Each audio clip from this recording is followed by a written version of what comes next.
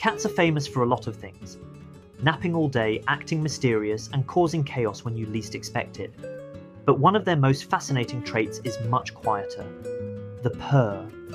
It's gentle, soothing, and instantly recognizable. For cat owners, it's often one of the most comforting sounds there is.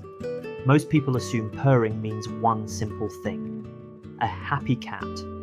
And yes, sometimes that's exactly what it means. A relaxed cat curled up beside you will often purr like a tiny furry motor. But this is where things get interesting. Cats don't only purr when they're happy, they also purr when they're nervous. They can purr when they're hurt, stressed, or uncomfortable. That creates a pretty strange question. How can the same sound mean completely different things? The answer is surprisingly complex. Purring is much more than a sign of happiness. It's actually one of the most versatile tools cats have. And the science behind it is surprisingly fascinating. So how does purring actually work? Interestingly, scientists still don't have every answer. What they do know is that purring begins in the brain.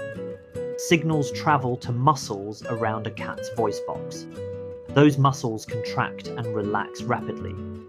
That movement creates vibrations as air passes through. What makes purring unique is that it happens during both inhaling and exhaling.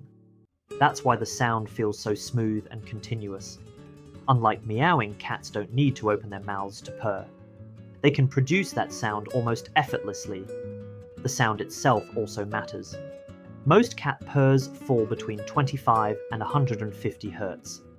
That frequency range is especially interesting, because it may explain why purring is so powerful. One major purpose of purring is communication. Cats actually begin purring when they're only a few days old.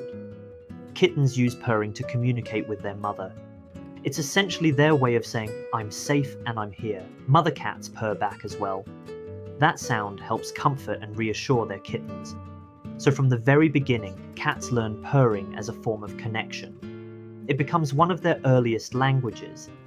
As cats get older, purring starts to serve even more purposes. Sometimes it's clearly linked to comfort and trust. You pet them, they relax. Then the purring starts. That's the kind of purring most people recognize. The classic, "everything is great right now" purr. But there's another side to it. Older cats also purr during stressful or painful situations. At the vet, after injuries, during recovery. Sometimes while making everyone else in the room stress too.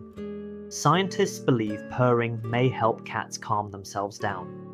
It could function as a natural self-soothing mechanism. In other words, cats may literally purr to help regulate stress, which is honestly pretty impressive. And that leads to the most fascinating theory of all. Purring might actually help with healing. Researchers discovered that cat purr frequencies overlap with frequencies associated with bone and tissue repair. That means those vibrations may support healing in the body.